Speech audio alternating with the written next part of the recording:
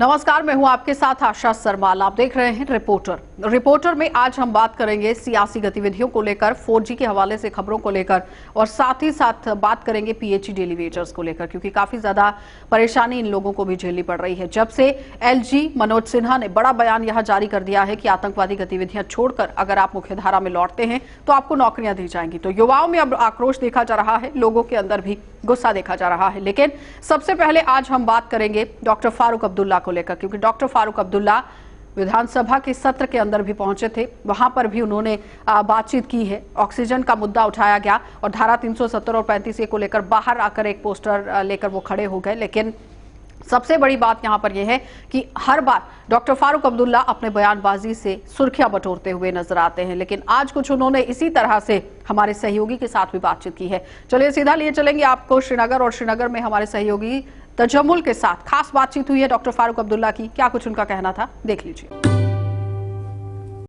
Doctor Farooq मौजूद। Doctor साहब, जिन हालात में इस वक्त आप यहाँ पे आए हुए हैं, बेरोजगारी बढ़ गई, काफ़ी ज़्यादा बच्चे इन शोरूम्स में काम करते थे, काफ़ी कुछ इसके साथ कनेक्ट था, तो किस तरह से इसको दोबारा रिवाइव किया जाए? मैं समझता हूँ कि इंशाअल्लाह दिल्ली वाले हमारे साथ इंसाफ करें इस रियासत के साथ, और जो उनने फैसला 5 अगस्त को पिछले साल किया उसको रिवर्स करें, तो यहाँ इंशाअल्लाह सब कुछ चीज़ चलेगा, हम लोग आगे बढ़ेंगे। मगर उसके लिए उनका बहुत योगदान होना चाहिए, तभी यहाँ हो सके, नहीं तो बेकारी कभी कम नहीं होने वाली। तो अपनी पार्टी का कहना है कि रीजनल पार्टीज कोई 370 और स्टेट को रेस्टोर नहीं कर सकता, पार्लियामेंट या सुप्रीम कोर्ट करेगी। यहाँ के लोग करेंगे, यहाँ के लोग। डॉक्टर फारूक अब्दुल्ला से मुख्तसर बातचीत हुई, लेकिन 370 और 35A का सवाल मुकम्मल तौर पर टाला, कोई जवाब नहीं दी। लेकिन जाते जाते कहा कि यहाँ के लोग करेंगे। मार्केट के बारे में कहा कि मार्केट में जो बेरोज़गारी हुई, काफ़ी ज़्यादा इन शोरूम उस पर काम करते थे और सेल्स बॉयज़ और बाकी वगैरह जो सर्विस के साथ जुड़े थे, उन्होंने अपील की कि शायद वक्त बदल जाएगा और दोबारा वही माहौल होगा। लेकिन सियासी मामलात में कोई भी बातचीत नहीं की और किसी सवाल का जवाब नहीं दिया। गालिबन ये मामला साफ दिख रहा है कि नेशनल कॉन्फ्रेंस फ़िलहाल 370 गुपकार डिक्लेरेशन 13,000 सीटों के लिए, पंचों के निशस्तों के लिए जो इंतखाब होना चाहते हैं, फ़िलहाल सियासत से दूर होना चाहिए। बात अलग है कि क्या नेशनल कॉन्फ्रेंस सियासत से दस्तबरदार हो रही है या इन मामलात को, सवालात को टालने की कोशिश कर रही है। तो आपने देखा कि डॉक्टर फारूक अब्दुल्ला का क्या कुछ कहना था। वो किस तरह से कहते हुए नजर आ रहे हैं कि युवाओं को अगर नौकरियां दी जाएंगी तो रियायतों के साथ दी जाएंगी, यानी कि किसी भी बात पर उन्होंने बोलने से इनकार तो नहीं किया है, लेकिन सीधे सीधे बात भी नहीं की गई। धारा 370 और 35A का सवाल पूछा गया, लेकिन उस पर से बोलने से मना कर दिया गया। तो अब आपको ये बताते चले कि मेन स्ट्रीम जो पार्टीज हैं, अब आम जनता को समझदारी दिखाने की जरूरत है कि आप देखिए कि जो आपके नुमाइंदे जिन्हें आप चुनकर कुर्सी पर विराजमान करते हैं, सत्ता संभालने के लिए आप उन्हें मौका देते हैं, तो वो किस तरह से आगे काम करते हैं, ये बड़ा सवाल रहता है। तो इस बार केंद्र शासित प्रदेश जम्मू कश्मीर के अंदर लोगों को अब सोच विचार करने की जरूरत है कि ऐसे नुमाइंदों को चुनकर लाना है जो आम जनता की भलाई के लिए काम करें, या फिर सिर्फ और सिर्फ सत्ता की भूख मिटाने के लिए काम करते हैं। चलिए अब आपको लिए चलेंगे शहर श्रीनगर, और शहर श्रीनगर के अंदर इरफान फाजिल हमें रिपोर्ट दे रहे हैं, क्योंकि हॉर्टिकल्चर डिपार्टमेंट के हवाले से भी खबर निकलकर सामने आई है, जहां पर लोगों के जो फल हैं, सेब विक्रेता जो लोग हैं, उनको किस तरह से परेशानियां झेलनी पड़ रही हैं, देख लीजिए। वादी कश्मीर की पहचान है कश्मीर का सेब, और सेब को लेकर बात करें तो पटन का इलाका हंजवारा, जहां पर लोगों का मानना है कि डिपार्टमेंट ऑफ हॉर्टिकल्चर की तरफ से उन्हें सपोर्ट बहुत कम मिलता है।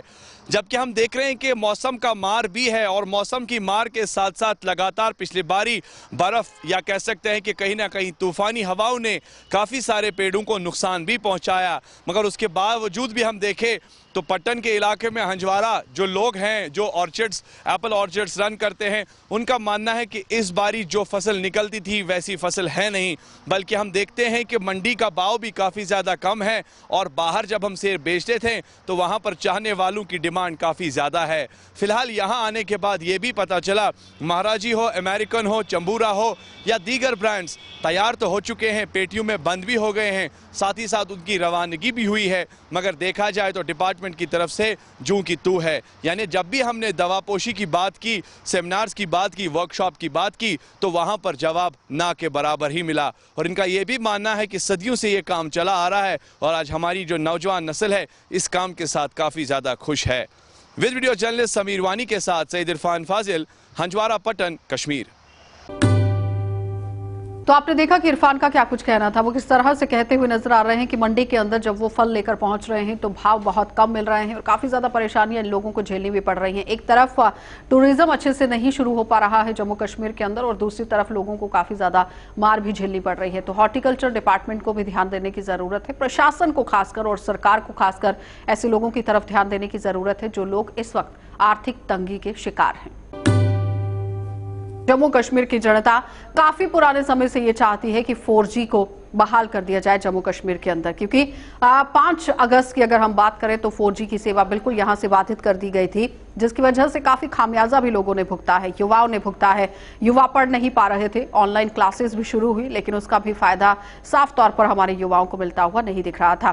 तो चलिए आज इसी पर बातचीत करेंगे, सीधा रुख करेंगे कश्मीर का ही। रूफ हमारे साथ जुड़ चुके हैं हमारे संवाददाता, क्या कुछ वो पूरी जानकारी दे रहे हैं 4G के हवाले से, क्योंकि 4G काफी ज्यादा परेशानी लोगों के लिए खड़ा कर चुका है। और अगर प्रशासन की तरफ से एक और बार यहां सोचा गया है कि 2 डिस्ट्रिक्ट में पहले ही, यानी उधमपुर और गांदरबल के अंदर पहले से ही 4G सेवा यहां बहाल कर दी गई और उसके बाद अब सांबा और बांडीपुरा के अंदर 4G को बहाल करने पर विचार किया जा रहा है। कश्मीर साल 2019 से 4G, 2G और GG के बीच में कुछ ऐसा फंसा कि कभी भी इसका मुस्बत जवाब नहीं देखा गया। कभी सिक्योरिटी के नाम पे, कभी हालात के नाम पे, कभी सियासत तो कभी पाकिस्तान, हिंदुस्तान, उस सारे के बीच में कश्मीर में इंटरनेट की सहूलियात को कभी बंद किया गया, कभी कमज़ोर किया गया। और जम्मू कश्मीर में हर खित्ते से, जम्मू कश्मीर के हर खित्ते से लोगों की बार बार इंटरनेट को लेकर आवाज़ें उठती रही। दुनिया, ग्लोबल वर्ल्ड और ग्लोबल वर्ल्ड में 4G से लेके 5G तक की अब बातें की जा रही हैं, लेकिन शायद दुनिया में जम्मू कश्मीर ऐसी जगह हो सकती है जहां आज भी लोगों को और ख़ास तौर पे छात्रों को 4G और 2G के बीच में अपने इम्तिहानात देने पड़ते हैं, अपना कोविड का पर्चा हल करना पड़ता है, या जो कुछ भी हो इंटरनेट के ज़रिए वो करना पड़ता है। और लोगों की डिमांडें उठ रही थी कि 4G को बहाल किया जाए। 4G की बहाली के लिए यहाँ पे कई बार सवाल सियासतदानों ने भी उठाए, आम लोगों ने भी उठाए। और पिछले दिनों सरकार को जब फटकार पड़ी तो फटकार के बाद सरकार ने 2G को 2 ज़िलों में कन्वर्ट 4G में किया और बाकी के सभी ज़िले जम्मू कश्मीर के देखते रहे। लेकिन अब जानकार ये भी बता रहे कि जम्मू कश्मीर में फिर 2 और ज़िलों की बारी हो रही है और जम्मू के एक और कश्मीर के एक और ज़िले को 2G से 4G करते हुए राहत की बड़ी सांस देने की सरकार बात तो करती है, लेकिन साफ जाहिर है जब तक जम्मू कश्मीर के हर शख्स को सही तौर पे, बुनियादी हक के तौर पे इंटरनेट की सहूलियात नहीं मिलती हैं, तब तक ये कहा नहीं जा सकता है कि सरकार ने कोई बड़ा तीर मारा है। क्योंकि तीर मारने के दावे तो कश्मीर के बड़े तुरम खान करते रहे हैं, लेकिन आज की डेट में ये भी कहा जाता है कि जो सरकार आवाम के बुनियादी सहूलियात फराम न कर सके उसे तुरम खानी का कोई हक भी नहीं है। फिरदौस अहमद के साथ सनम एजाज, श्रीनगर, कश्मीर। चलिए अब आपको बांडीपुरा लिए चलेंगे और बांडीपुरा में भी आज LG के एडवाइजर जो हैं वो पहुंचे हुए हैं। बैक टू विलेज प्रोग्राम वहां पर शुरू किया गया है। क्या कुछ पूरी जानकारी ज़हूर हमें दे रहे हैं, देख लीजिए। लेफ्टिनेंट गवर्नर के मशीर फारूक अहमद खान ने आज सुंबल सोनावारी का दौरा किया और यहाँ पे जो है अवामी वफूद से मुलाकात हो गई और जो बैक टू विलेज 3 आज चल रहा है उस सिलसिले में वो नाइट खे गए थे और बैक टू विलेज में वहाँ उन्होंने हिस्सा लिया और वहाँ की जो लोग हैं वहाँ बढ़ चढ़ कर उन्होंने जो है उसमें शमूलियत इख्तियार की हैं। और आज वहाँ से डिफरेंट एरिया के जो सोनावारी के डिफरेंट वफूद आए थे, उनसे वहाँ के जो मसाइल थे उनको सुनने और गौर किया है। उन्होंने ये भी कहा कि हम कोई भाषण देने नहीं आया है, यहाँ हम जो हैं काम करने आए हैं और काम जो भी है वो किया जाएगा और उस पर अमल दरामद भी जल्दी हो जाएगी। वहाँ लोगों ने ये भी वहाँ पे जो डिमांड रखी, रोड, पानी, बिजली, सड़क का जो आम मसले होते हैं वो भी रखे और कुछ डिमांड्स भी रखे गए हैं। उन्होंने कहा कि मैं ये आला हुकाम तक ये पहुँचाऊँगा, जो वहाँ हमारे लेफ्टिनेंट गवर्नर साहब के सामने रखूँगा और इन पर गौर खोज करूँगा, उन पर जल्दी जो अमल होगी वो किया जाएगा। और वहाँ के जो लोग हैं उन्होंने इस बात पे खुशी भी हुई है कि परसों ही वहाँ लेफ्टिनेंट गवर्नर खुद ही आए थे, आज एडवाइज़र फारूक अहमद खान आए हैं और इनका जो ये मोटिव है कि हम घर घर जो हैं ऑफिशियल्स को पहुँचाएंगे, जो भी समस्या हो उसको जल्द से जल्द हल करने की कोशिश किया जा रहा है। तो फिलहाल देखने वाली बात होगी जो ये प्रोग्राम चलता है कि बैक टू विलेज 1 और 2 में जो कई प्रोटेस्ट भी हुए कि काम नहीं हो रहे हैं, आज देखने वाली बात होगी क्या ये वही बैक टू विलेज 1 और बैक टू विलेज 2 की तरह रहेंगे या इसमें अमल दरामद होगा। चलिए तो अब रुक कर लेते हैं बड़गाम का, क्योंकि बड़गाम के अंदर मूलभूत सुविधाओं से भी लोग वंचित हैं। सड़क, बिजली, पानी जैसी मूलभूत सुविधाएं वहां पर नहीं पहुंच पा रही हैं। अशरफ डार की रिपोर्ट आप देखिए कि किस तरह से अशरफ हमें आज पूरी जानकारी दे रहे हैं। उन्होंने यहाँ अपने रिप्रेजेंटेटिव भेजकर हमारी मुश्किलात का उजाला करना चाहते हैं। इस गांव का असली नाम सिखलदर था। उसके बाद यहाँ पर शेख नूरुद्दीन वली रहमतुल्लाह अलैह ने एक गजवन दुकवारन वन सह एक जाय रोनमुत और तथ खज बून इलाक लुख तथ तल शहजार करान। ज्यादा जमीन वनकस वुडर मज लुख और बोर हेत वसान पे तथ बोन तल रोजान शहजार करान। तम पे गाँवस नाव हकलितर गाँव बैकवर्ड्स RBS मज क्या पसमंद इलाक गवर्नमेंटन गवर्नमेंटन कोर ये वक्त इग्नोर नज़रअंदाज। और दूसरी जो सड़क है चाथन चकपोरा से लेकर दानस तक वाया होखलित्री, जिस पर 3 साल से आज रोडी बिछा रहे हैं, मगर अभी तक वो पाए तकमील तक नहीं पहुंच पाई है। जिसका एक कंक्रीट कलवर्ट बनाना था, वो भी एक जन वडाली साहब की मेहरबानी से उसमें उन्होंने पाइप डाली थी। तो हमने उनके पास अप्रोच किया है और वो मेहरबान हो गए और उन्होंने कहा नहीं, उस पर एक कंक्रीट आप ये कलवर्ट बना लीजिए, मगर अभी तक उस कलवर्ट पर काम शुरू नहीं हुआ है। तो लिहाजा हम गुनागून मुश्किलात से दो चार हैं। हमारी ये सड़कें मेहरबानी करके हुकाम बाला तक पहुँचा कर जल्द से जल्द इस पर मैग्डमाइजेशन किया जाए, यानी नवाजिश होगी। और हम गुलिस्तान न्यूज़ चैनल के बहुत ही मशहूर हैं और ममनून हैं कि जो यहाँ आकर जिन्होंने इतनी तकलीफ बर्दाश्त करके हमारे ये मुश्किलात सुन लिए, और ये हमें पूरी उम्मीद है कि ये हुकाम बाला तक ज़रूर पहुँच जाएगी। चले नाज़रीन, ये थे हकलतरी के लोग जो कि 21वीं सदी के दौर में भी बेसिक फैसिलिटी से महरूम है। इनका हमने जब रोड का मुआयना किया या पानी का, खासकर जब बिजली के हमने पोल्स देखे, कहीं ना कहीं इस्तेसाल तो होता ही रहता है, मगर इन लोगों के साथ इस तरह का इस्तेसाल, क्या ये लोग इस शहर के या इस समाज के लोग नहीं है? क्या वो अफसर इन लोगों को नज़र नहीं होती है इन लोगों पर जो कि बेसिक फैसिलिटी के लिए भी अभी भी 21वीं सदी के दौर में तरस रहे हैं? गुलिस्तान न्यूज़ के लिए बीरवा बड़गाम से कैमरामैन ज़हूर के साथ डार अशरफ। चलिए अब आपको राजौरी लिए चलेंगे, और राजौरी में भी किस तरह से आज कैजुअल लेबर्स की तरफ से प्रदर्शन किया गया है, क्योंकि 1994 में ये लोग लगे हुए थे और आज तक इनकी डिमांड्स को पूरा नहीं किया गया है। जमशेद मलिक की ये रिपोर्ट देखिए। अपनी मांगों को लेकर जहां इससे पहले PHE के आरजी मुलाजिम हड़ताल पर थे, उनके साथ साथ आज बिजली वाले और PWD वाले मुलाजिम भी हड़ताल पर चले गए हैं। जिनकी मांग है उनके बकाया वेजेस उनको दिए जाएं, उनको परमानेंट किया जाए। पिछले कई सालों से ये मामला चला आ रहा है। इसके बाद सरकार की तरफ से हालांकि इनको ऑनलाइन करने का सिलसिला भी शुरू किया गया था, मगर उसके बावजूद भी आज तक इन लोगों को परमानेंट नहीं किया गया और उनके वेजेस भी इनको नहीं मिल रहे हैं, जिसके चलते आज PWD के आरजी मुलाजिमों ने भी काम छोड़ हड़ताल के बाद नारेबाजी करते हुए परमानेंट किए जाने और बकाया वेजेस की मांग करते हुए नारेबाजी की। हालांकि इससे पहले PHE और बिजली के मुलाजिम भी जो हैं हड़ताल पर चले गए हैं और आज इनके साथ जो हैं PWD के मुलाजिम भी हड़ताल पर चले गए हैं। JK24 न्यूज़ 7 के लिए राहुल सूदन के साथ में जमशेद मलिक। तो आपने देखा कि जमशेद का क्या कुछ कहना था, किस तरह से पूरे सूरत हाल वो दिख रहे हैं। बहुत अहम यहाँ पर चीजें ये रहती हैं कि जो कैजुअल लेबर्स हैं उन्हें अभी तक मानदेय नहीं दिया गया है और उनकी जो जेन्युइन डिमांड है उन्हें भी पूरा नहीं किया गया है। जाहिर तौर पर प्रशासन की तरफ से बड़े बड़े दावे और हेकड़ियां तो दिखाई जाती हैं, लेकिन जमीनी सतह पर कुछ नहीं दिखता। तो ऐसे कैजुअल लेबर्स की जो डिमांड्स हैं उन्हें पूरा करना बहुत जरूरी है। 1994 से 2020 का आज तक का समय आप ले लीजिए कि अभी तक इनकी डिमांड्स को नहीं माना गया। चलिए अब आपको जिला उधमपुर लिए चलते हैं और जिला उधमपुर से भी ग्राउंड जीरो से हमारे संवाददाता सुमित हमें रिपोर्ट दे रहे हैं। क्या कुछ पूरी जानकारी दे रहे हैं, देख लीजिए। म्युनिसिपल काउंसिल उधमपुर पर लगातार काउंसलर्स के द्वारा आरोप लगते आए हैं।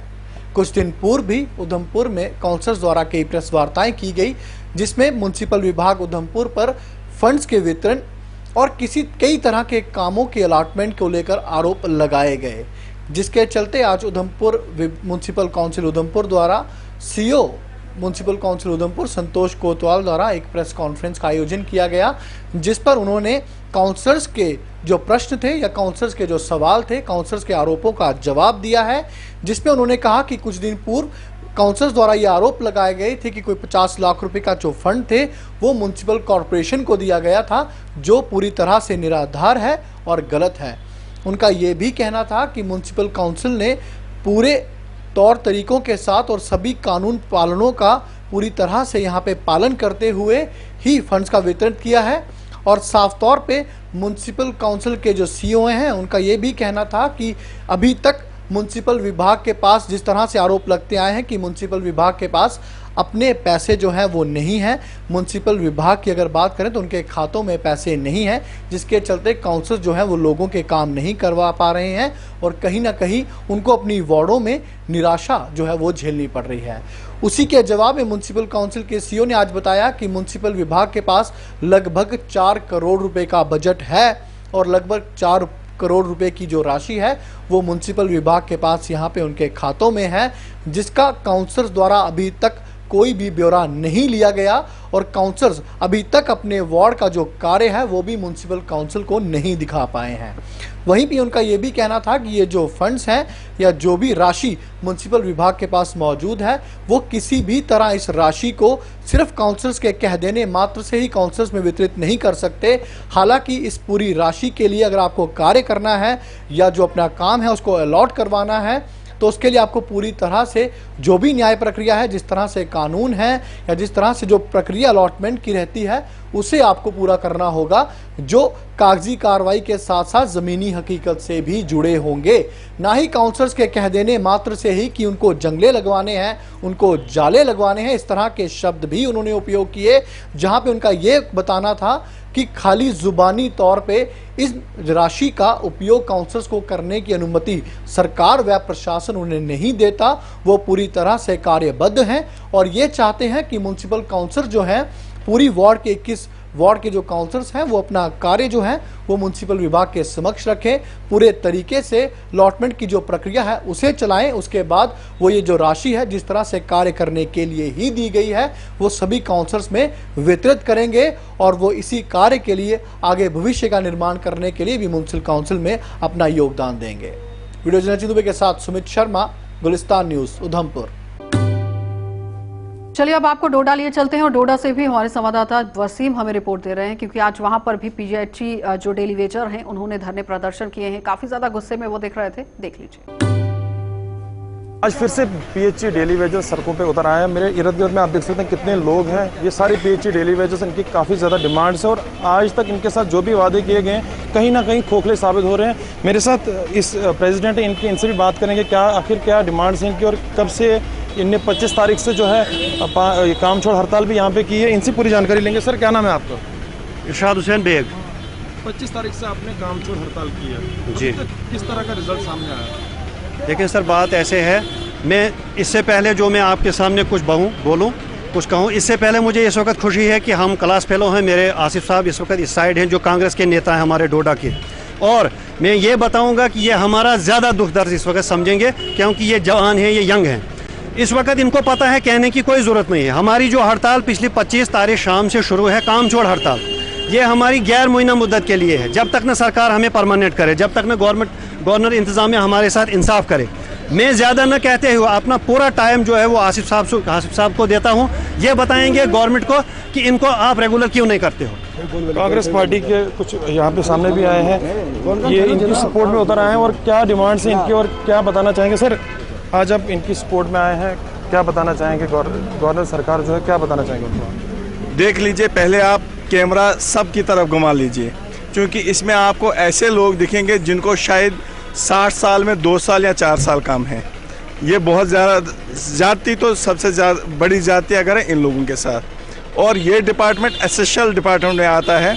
कोविड था या हालात ख़राब थे, इन लोगों को सुबह शाम ड्यूटी देनी होती है। अगर ये लोग ड्यूटी पूरी नहीं करेंगे, लोग पानी से महरूम रहेंगे। रिक्वेस्ट करेंगे एलजी साहब से कि अगर उन्होंने कोविड का कोई गिफ्ट देना है तो इन लोगों को, पीएचई के लोग जो हैं इन लोगों को वो गिफ्ट दे दें और गिफ्ट के तौर पर इनकी नौकरियां जो है मुश्किल की जाए। इनके साथ साथ जो हमारे सफाई कर्मचारी हैं या बिजली वाले डिपार्टमेंट के लोग हैं इनके, क्योंकि ये एसेंशियल में आते हैं, बाकी अगर थोड़ा सा लेट हो भी जाता है कम से कम फर्स्ट प्रायोरिटी पे उन्होंने पीएचई को सफाई कर्मचारी जो म्यूनसिपलिटी में है या बिजली दफ्तर के साथ वाबस्तगी है इन लोगों को सबसे पहले मुस्तकिल करना चाहिए। बार बार रिक्वेस्ट कर रहे थे पिछले जो हमारी गवर्नमेंट यहाँ थी साहब का वो भी, और जो आज हमारा प्रेजेंट हमारे गवर्नर साहब है सिन्हा साहब, उनको भी यहाँ डोडा से ही नहीं बल्कि हमारे पूरे जम्मू प्रोविंस और कश्मीर प्रोविंस से हम लगातार उनको इस वक्त रिक्वेस्ट कर रहे हैं कि हमारा मसला जो है इस पे नजरसानी की जाए, हमारी एक बेहतरीन पॉलिसी के साथ रेगुलाइजेशन हमारी जो है वो शुरू। क्या नाम है आप? जो भी आया उसने झूठ बोला। इस ही असना में आप देखें पिछले थोड़े से अरसे में 3 गवर्नर, तीसरा गवर्नर इस वक्त 2 एलजी गवर्नर्स, 2 एलजी यहाँ है, दूसरे हैं ये सिन्हा साहब, उससे पहले सत्यपाल मलिक जी थे, तो उन्होंने भी एक वादा किया था कि हम आपको जल्द से जल्द परमानेंट करेंगे, आपके लिए हम बहुत अच्छा गिफ्ट देंगे। जितनी सर्विस ये दे रहे थे और म्यूनसिपलिटी का जो अमला था वो दे रहा था, और ख़ास करके इनका ही ज़्यादा रोल बनता है क्योंकि पानी घर घर तक पहुंचा रहे थे ये, और अब जो है ये सड़कों पे आए हैं। जब तक इनको परमानेंट नहीं किया जाएगा तब तक ये यहीं पे बैठेंगे। गुलिस्तान न्यूज़ के लिए वसीम गत्तू, डोडा।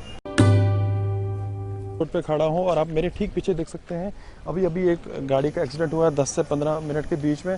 ये ऊपर आप देख सकते हैं भरत रोड से गाड़ी नीचे आई है, और क्या कारण हुआ है, किस तरह से एक्सीडेंट हुआ अभी हम भी नहीं जान पाए हैं पूरे तरीके से, मगर एक शख्स इस गाड़ी में जो इसका ड्राइवर था उसकी ऑन स्पॉट डेथ हुई है।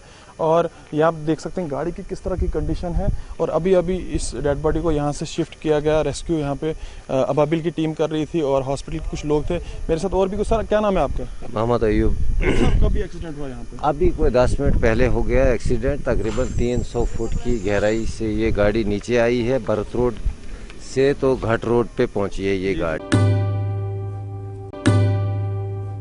चलिए अब आपको जिला सांबा लिए चलेंगे, और जिला सांबा के अंदर भी आपको बताते चलें कि एलजी मनोज सिन्हा की तरफ से जिस तरह से बड़ा बयान दिया गया था कि जो आतंकी हैं, आतंकियों की राह पर जो लोग चल रहे हैं वो वापस मुख्य धारा में आ जाएं क्योंकि उन्हें नौकरियां दी जाएंगी। तो वहीं से रोष प्रकट करते हुए पीएचई डेली वेजर्स भी आज यहां पर धरने प्रदर्शन पर बैठ गए, और उन्होंने साफ कह दिया है कि क्या नौकरियां पाने के लिए पहले हथियार उठाना पड़ेगा, उसके बाद जम्मू कश्मीर के अंदर नौकरियां दी जाएंगी। ऋषि खजूरिया ग्राउंड जीरो से हमें पूरी रिपोर्ट दे रहे हैं, देख लीजिए। तो ऑल पीएचई डेली वेजेस का लगातार प्रदर्शन जारी है, और इससे पहले भी अगर हम बात करें तो सांबा में पहले भी धरना प्रदर्शन हो चुका है। 72 घंटे की हड़ताल हो चुकी है, लेकिन उस हड़ताल के बाद भी इनके जो हक हकूक हैं इनको नहीं मिल रहे, और 3 ही इनकी डिमांडें हैं कि इनको जल्द से जल्द रेगुलराइज किया जाए, मिनिमम वेजेस एक्ट लागू किए जाए, और जो 60 महीने का पेंडिंग वेतन है वो दिया जाए। लेकिन कहीं ना कहीं अभी भी जम्मू कश्मीर प्रशासन के कानों पर जूं तक नहीं रेंग रही, और लगातार इनको परिवार चलाने में काफी दिक्कतें पेश आ रही हैं। और पहले ही इन्होंने कहा था कि हम प्रदर्शन को बड़ा रूप देंगे, और आज सांबा में रैली निकाली गई, प्रदर्शन किया गया जम्मू कश्मीर प्रशासन के खिलाफ और विभाग के खिलाफ भी। लेकिन अब देखना होगा कि कितनी जल्दी मांगे इनकी मानी जाती है। लेकिन जिस तरह से एलजी मनोज सिन्हा जी ने कुछ दिन बयान दिया कि जो सरेंडर्ड मिलिटेंट होंगे उनको हम नौकरी भी देंगे, तो उसको लेकर भी यहाँ पर निंदा व्यक्त की जा रही है इन पीएचई डेली वेजेस की तरफ से।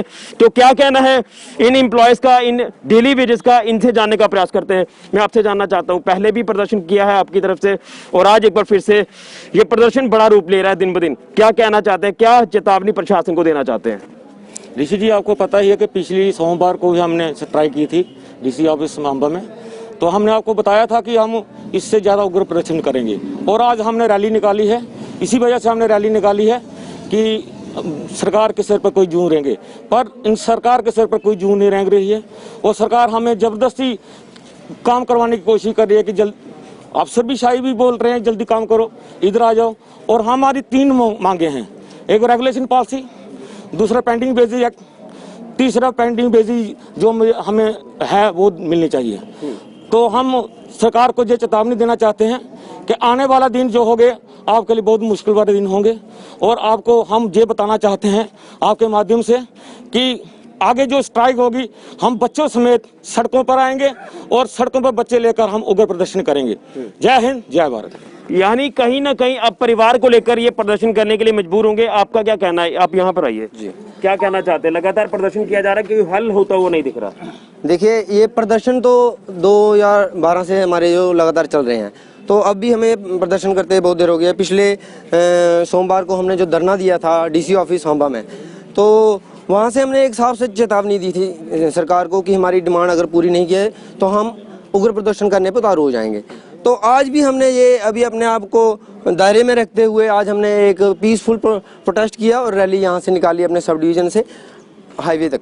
तो आगे जो हमारी डिमांड्स हैं, हम सरकार तक यही कहना चाहते हैं कि हमारी 2-3 जो मुख्य डिमांडें हैं, जैसे हमारे रेगुलेशन पॉलिसी है, तो आज 25-25 साल लोगों लगे हो गए, रेगुलेशन पॉलिसी उनको मिलनी चाहिए।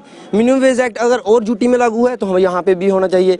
और पेंडिंग वेजेस जो हमारा एक बहुत बड़ा मुद्दा है, जिससे हमारा घर परिवार पूरा मतलब त्राहिमाम मचा हुआ है हमारे परिवार में कि हमें सैलरी पिछले 60 महीने से नहीं मिल रही है। यहाँ पर साफ तौर पर कहना है कि जल्द से जल्द इस पूरी दिक्कतों का हल किया जाए, नहीं तो आने वाले दिनों में प्रदर्शन इससे भी और उग्र होगा और बच्चों समेत अब ये सारे डेली वेजेस सड़कों पर आएंगे और उसकी जिम्मेदारी प्रशासन की होगी। और कहीं ना कहीं जो स्टेटमेंट एलजी साहब ने दिया है उससे भी ये काफी खफा है कि अगर यही हाल है तो फिर ये भी बंदूकें उठाने के लिए तैयार हो जाएंगे। तो कहीं ना कहीं इनके बारे में जल्द सोचना होगा, नहीं तो आने वाले दिनों में हालात बद से बदतर हो सकते हैं। तो प्रशासन के लिए भी एक बड़ा चैलेंज आने वाले दिनों में हो सकता है, इसलिए जल्द से जल्द इन समस्याओं का हल किया जाए। फिलहाल के लिए ऋषि खजूरिया, JK 24/7 न्यूज के लिए। चलिए अब आपको कठुआ ले चलेंगे और कठुआ से भी आज किस तरह से लोगों की डिमांड निकलकर सामने आई है। उन्होंने साफ तौर पर कह दिया है कि लखनपुर बॉर्डर को यहां खोला जाए। ग्राउंड जीरो से जो रिपोर्ट हमें सरबजीत दे रहे हैं वो देख लीजिए जरा। कोरोना वायरस के संक्रमण को रोकने के लिए लगभग पिछले 6 महीने से जम्मू कश्मीर केंद्र शासित प्रदेश के बॉर्डर पंजाब और हिमाचल के साथ पूरी तरह से बंद किए गए हैं। आपको ये बता दें कि अब लोगों ने रोष प्रदर्शन करना शुरू कर दिया है। जिस प्रकार से लखनपुर में SOP और गाइडलाइंस को फॉलो कर ही जम्मू कश्मीर में एंट्री दी जाती है, लोगों को वहाँ पासिस बनाकर जम्मू कश्मीर में एंटर करवाया जाता है। हालांकि केंद्र सरकार की गाइडलाइन है कि किसी भी यूटी या स्टेट के बॉर्डर अब बंद नहीं रहेंगे, लेकिन जम्मू कश्मीर के बॉर्डर लगातार बंद हैं। लगातार राजनीतिक और गैर राजनीतिक दल अब रोष प्रदर्शन करने को उतर के हैं। आपको बता दें कि कांग्रेस के बाद अब शिवसेना डोगरा फ्रंट ने भी आज रोष प्रदर्शन करते हुए जम्मू कश्मीर यूनियन टेरिटरी के बॉर्डर खोलने की मांग की है। इन लोगों का कहना है कि आने वाले दिनों में नवरात्रे शुरू होने वाले हैं, ऐसे में माता वैष्णो देवी के दर्शनों के लिए हजारों की संख्या में बाहर से लोग जम्मू कश्मीर में आएंगे, तो उन लोगों को किसी प्रकार से परेशानी ना हो, इसके लिए कि जम्मू कश्मीर के बॉर्डर खोल दिए जाने चाहिए। वहीं उन लोगों ने कहा है कि कई लोगों को परेशानी हो रही है, किसानों को भी परेशानी हो रही है और जो लोग फैक्ट्रीज में मजदूरी करते हैं उन लोगों को भी परेशानी हो रही है, क्योंकि कई लोग जो है पंजाब पर डिपेंड हैं, पंजाब के लोग जम्मू कश्मीर पर डिपेंड हैं। तो ऐसे में जम्मू कश्मीर के बॉर्डर को जल्द से जल्द खोला जाना चाहिए। डोगरा फ्रंट ने चेतावनी देते हुए कहा कि अगर जल्दी जम्मू कश्मीर के बॉर्डर नहीं खोलेंगे तो आने वाले समय में वो उग्र आंदोलन करने को मजबूर हो जाएंगे। कठुआ से वीडियो जर्नलिस्ट कुलदीप चौधरी के साथ सरबजीत सिंह, JK 24/7 न्यूज के लिए। आप सब जानते हैं लद्दाख ऑटोनॉमस हिल डेवलपमेंट काउंसिल लेह के इलेक्शन को लेके सियासी पारा काफ़ी गर्म है, काफ़ी सरगर्मियाँ मुख्तलिफ पॉलिटिकल पार्टीज़ की जानिब से देखी जा रही है। वहीं इस बार की बात करें, इस बार अभी तक 164 लोगों ने नॉमिनेशन फाइल किया है। वहीं आज की बात करें, आज स्क्रूटनी ऑफ पेपर्स का दिन है और आज जो है जांच पड़ताल का दिन है। और 7 तारीख की बात करें, आने वाले वक्त में 7 तारीख को विड्रॉवल का आखिरी दिन है और 7 तारीख के बाद से ये हमारे सामने होगा कि इस बार कितने लोग मैदान में रहेंगे इस बार के इलेक्शन को लेके। वहीं इस बार के इलेक्शन की बात करें, इस बार का इलेक्शन लद्दाख ऑटोनॉमस हिल डेवलपमेंट लेह का इलेक्शन बहुत ही महत्वपूर्ण है। इस बार 3 पार्टियां मजबूती के साथ इस इलेक्शन में हिस्सा ले रहे हैं। कांग्रेस की बात करें, भारतीय जनता पार्टी की बात करें या आम आदमी की बात करें। दूसरी जानिब लद्दाख को यूनियन टेरिटरी बनाए जाने के बाद ये इलेक्शन LHDC लेह का इलेक्शन पहली बार मुनक्कद होने जा रहे हैं। और अगर हम एक दूसरी तरफ देखें तो एपेक्स बॉडी की जानिब से लद्दाख को कॉन्स्टिट्यूशनल सेफ गार्ड के लिए आवाजें जोरों पर थे और एपेक्स बॉडी को यूनियन होम मिनिस्टर की जानिब से फिलहाल जो है एश्योरेंस दिया है। वो आने वाले वक्त में पता चलेगा कि एश्योरेंस कितना, एश्योरेंस को लेकर किस तरह की काम यूनियन मिनिस्ट्री की तरफ से, यूनियन गवर्नमेंट की तरफ से देखी जाती है। लेकिन फिलहाल इलेक्शन को लेकर काफ़ी सरगर्मियाँ मुख्तलिफ पॉलिटिकल पार्टीज़ की जानिब से देखी जा रही है और सियासी पारा लेह के अंदर काफ़ी गर्म है। 7 तारीख के बाद मुख्तलिफ पॉलिटिकल पार्टीज़ की जानिब से और खासकर खासकर इंडिपेंडेंट कैंडिडेट्स की जानिब से कैंपेनिंग जोरों शोर से देखा जा सकता है। चलिए अब आपको जम्मू लिए चलेंगे और जम्मू में भी आज पीएचई के डेली वेजर्स ने धरना प्रदर्शन किया है। काफी ज्यादा रोष उनके अंदर देखा गया है और ये भी बताते चलें कि कुछ दिन पहले अगर हम बात करें तो अर्धनंगन होकर भी प्रदर्शन जो है वो किए जा रहे थे। तो जाहिर तौर पर एलजी की तरफ से जो बयानबाजी की गई है उस पर काफी ज्यादा गुस्सा लोगों का देखा जा रहा है, डेली वेजर्स का देखा जा रहा है, कैजुअल लेबर्स का देखा जा रहा है। तो इस पर संज्ञान लेना बहुत जरूरी है क्योंकि अगर डेली वेजर्स काफी लंबे समय से प्रदर्शन भी कर रहे हैं, एक का संघर्ष करते हुए नजर आ रहे हैं, तो दूसरी तरफ अगर प्रशासन की तरफ से इस तरह से बयानबाजी की जाती है तो कहीं ना कहीं उनकी जो एक उम्मीद है उस पर आघात लगता हुआ, एक प्रश्न चिन्ह लगता हुआ नजर आता है कि क्या जो 20-20 सालों से लोग काम कर रहे हैं, एज अ कैजुअल लेबर कर रहे हैं, डेली वेजर के तौर पर कर रहे हैं, उन्हें परमानेंट नहीं किया जा रहा है। लेकिन आतंकियों की राह पर जो युवा चलने की कोशिश कर रहे हैं उनके लिए नौकरियों की बात यहाँ कही जा रही है। तो इन लोगों में काफी ज्यादा रोष इसी बात को लेकर देखा गया है कि एलजी की तरफ से इस तरह से बयानबाजी नहीं की जानी चाहिए थी। लेकिन जाहिर तौर पर अगर एलजी की तरफ से ऐसी बयानबाजी की गई है तो इस पर आगे अब आने वाले समय में कैसे काम होगा ये देखने वाली बात होगी। फिलहाल आप देखते रहिए कार्यक्रम।